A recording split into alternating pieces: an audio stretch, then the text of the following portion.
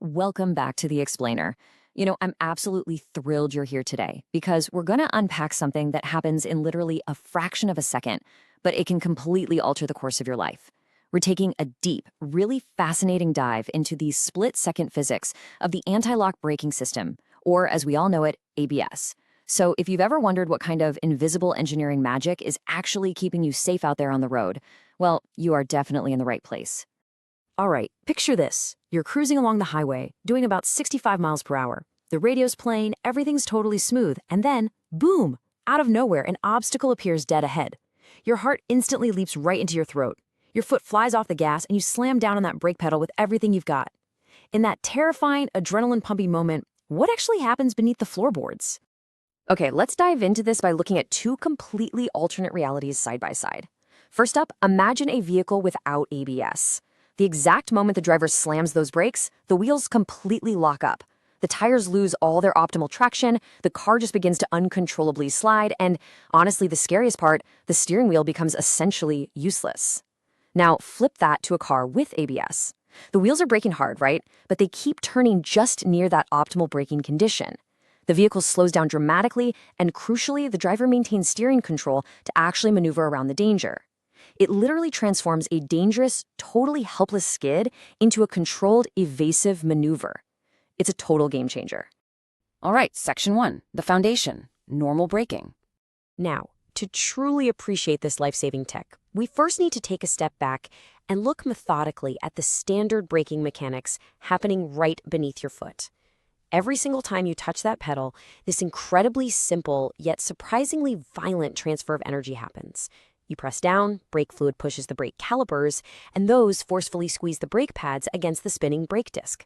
What this does is it takes all of your car's forward-moving force, its kinetic energy, and through the sheer power of friction, converts it into massive amounts of heat. So kinetic energy becomes friction, which generates heat, which basically forces the vehicle to slow down. Honestly, if you looked at it through a thermal camera, those brake rotors would be glowing red hot under heavy braking. So that brings us to Section 2, the problem, locked wheels. Let's jump back into that terrifying emergency braking scenario for a second. Standard brakes are incredibly powerful. Sometimes, well, a little too powerful. The fundamental problem here is when the brakes clamp down so hard that the wheels completely stop rotating, while the heavy, massive weight of the car is still hurtling forward at highway speeds.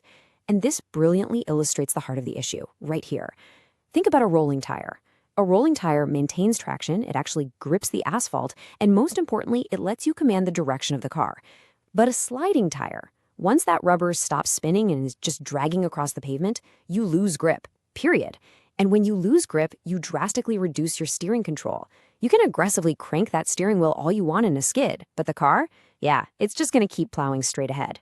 Which brings us to a seriously beautiful piece of physics. There's this sweet spot, and engineers call it tire slip. See, the absolute maximum braking grip doesn't actually happen when a tire is perfectly rolling, but it also doesn't happen when it's completely locked up and sliding. It's wild, but maximum braking force actually occurs right in this tiny region of significant slip, just a hair before the wheel completely locks up. Finding, and more importantly holding, the tire in that exact microscopic sweet spot, well, that is exactly the puzzle that ABS was invented to solve. Moving on to Section 3, the technology, the ABS brain and muscle. So you might be wondering, how on earth does a machine find a sweet spot that a panicked human foot could basically never balance? Well, let's zoom in microscopically and meet the remarkable components that take over your vehicle to solve this exact wheel lock problem. There are three major players on the field the moment you slam on those brakes. First up, you have the wheel speed sensors and tone rings. Think of those as the eyes of the system.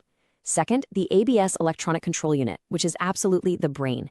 And third, the ABS hydraulic modulator acting as the muscle.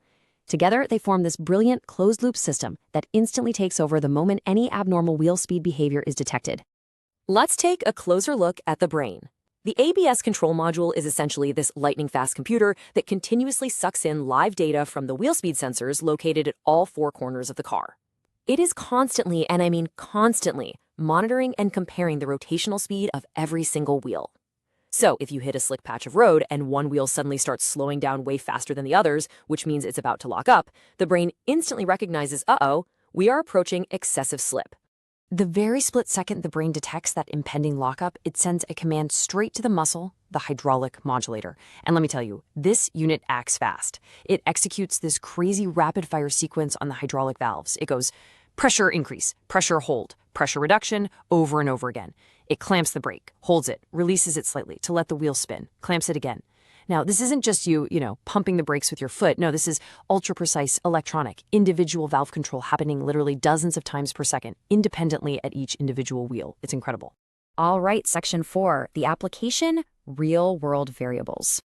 Now, the internal mechanics are brilliantly precise, for sure, but we don't exactly drive in a perfectly controlled laboratory.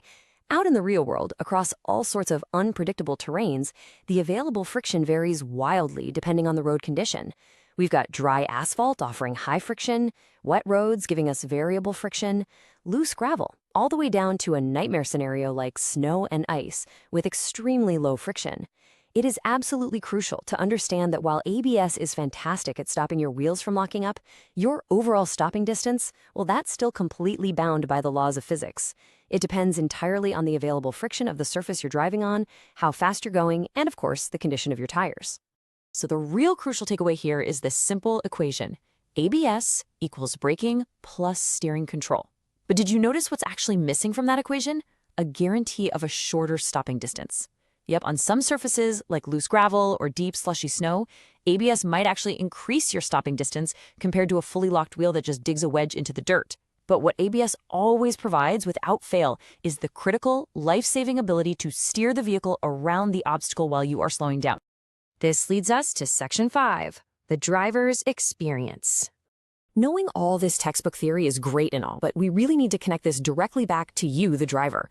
What are you actually going to physically experience inside the cabin when this advanced piece of tech suddenly wakes up and kicks into high gear? Well, when ABS activates, it can actually be pretty startling if you aren't expecting it. You're going to feel these rapid, forceful pulsations or vibrations kicking back right through the brake pedal, right up into your foot. You'll feel a buzzing sensation, and you're definitely going to hear these loud, kind of scary, grinding mechanical sounds coming from the hydraulic pump and valves working frantically under the hood. I really want you to remember this so that if you're ever in a real emergency, you don't panic and think, oh no, my brakes are breaking. They aren't. They are working exactly as they were designed to, basically trying to save your life. Which actually brings us to perhaps the most important practical takeaway of this entire explainer. When you feel that violent vibrating and you hear that awful grinding sound, don't pump the brakes. Seriously, don't do it. You just need to keep steering and maintain firm, constant pressure on that brake pedal. Just let the ABS computer do the pumping for you. It can do it so much faster and infinitely more accurately than your foot ever could. Okay, let's bring it all together for a super quick recap. Everything we've just talked about happens seamlessly together in a fraction of a second. Step 1, you, the driver, press the brake hard. Step 2, the sensors instantly start monitoring the wheels. Step 3, the ECU brain detects excessive SIP. Step 4, the modulator muscle rapidly adjusts the hydraulic pressure. And finally, step 5, the wheels continue rotating just enough so that your steering is beautifully maintained. It's just an incredibly elegant chain reaction. And finally, Section 6, the reality check. As we round out our explainer today, we kind of have to return to the overarching laws of physics, right? We need to ground ourselves with a quick reality check regarding that opening emergency scenario. Remember, ABS doesn't make your car invincible. It simply helps you keep control when you're braking hard. It's so vital to remember that this phenomenal engineering cannot somehow magically overcome the ultimate limits of your tire's physical grip or, reckless driving speeds. It is an assist system. It's a brilliant safety net. But at the end of the day, it completely relies on an attentive driver to guide the car to safety. Which leaves us with this final thought. You now know all about the invisible, microscopic dance of sensors, computers, and hydraulics that's just sitting quietly behind your tires, waiting to intervene when disaster strikes. But here's the thing. The system only works if you actually know how to use it. So I leave you with this question. Knowing that you shouldn't pump the pedal, and knowing that your steering wheel is absolute best tool for survival in a skid, are you ready for your next sudden stop? Thank you so much for exploring with me today. Keep learning, stay curious, and I'll see you on the next explore.